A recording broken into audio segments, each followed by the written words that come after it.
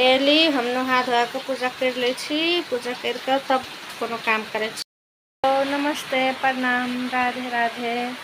स्वागत है हमारे KBS एंटरटेनमेंट चैनल में। हम बबीता शर्मा सबको स्वागत करे छी।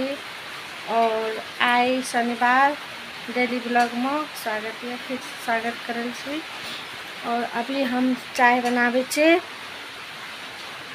और चाय नाश्ता करके तब कथी कथी बनावे छी सब कुछ अहाँ के देखाम शनिवार ब्लॉग में।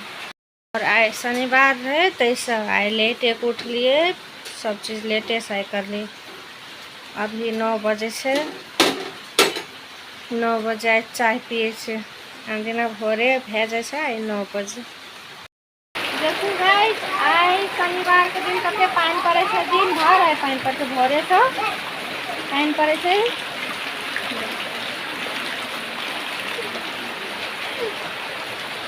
देखिए कते पानी पड़े छे।